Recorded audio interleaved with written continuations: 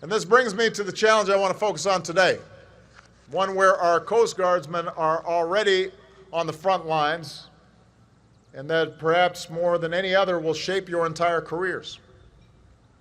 And that's the urgent need to combat and adapt to climate change. Cadets, the threat of a changing climate cuts to the very core of your service.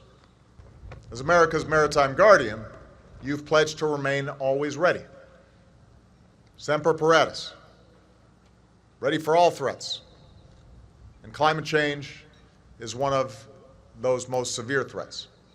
So I'm here today to say that climate change constitutes a serious threat to global security, an immediate risk to our national security. And make no mistake, it will impact how our military defends our country.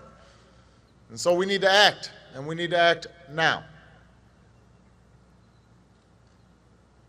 After all, isn't that the true hallmark of leadership?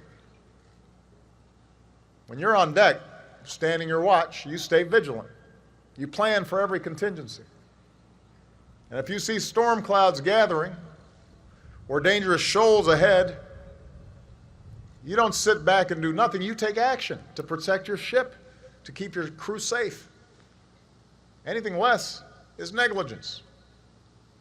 It is a dereliction of duty. And so too with climate change.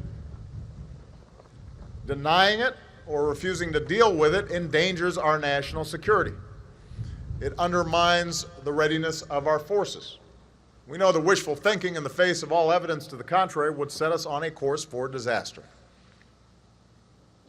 If we are to meet this threat of climate change, we must be realists. We have to readjust the sails. That's why confronting climate change is now a key pillar of American global leadership. And you are part of the first generation of officers to begin your service in a world where the effects of climate change are so clearly upon us. It will shape how every one of our services plan, operate, train, equip, and protect their infrastructure, their capabilities today and for the long term.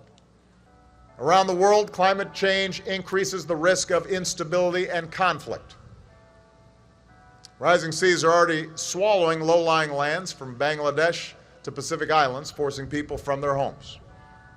Elsewhere, more intense droughts will exacerbate shortages of water and food, increase competition for resources, and create the potential for mass migrations and new tensions.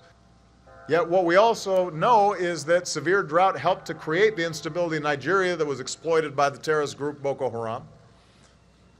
It's now believed that drought and crop failures and high food prices helped Syria, which descended into civil war in the heart of the Middle East. So increasingly, our military and our combatant commanders, our services, including the Coast Guard, will need to factor climate change into plans and operations because you need to be ready. Climate change, and especially rising seas, is a threat to our homeland security, our economic infrastructure, the safety and health of the American people.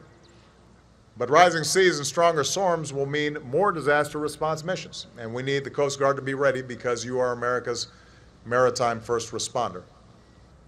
The only way the world is going to prevent the worst effects of climate change is to slow down the warming of the planet.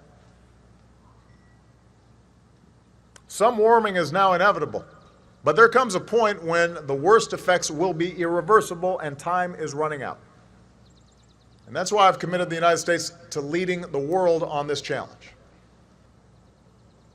So this will be tough, but as so often is the case, our men and women in uniform show us the way. They're used to sacrifice and they are used to doing hard stuff. This cannot be subject to the usual politics and the usual rhetoric. When storms gather, we get ready.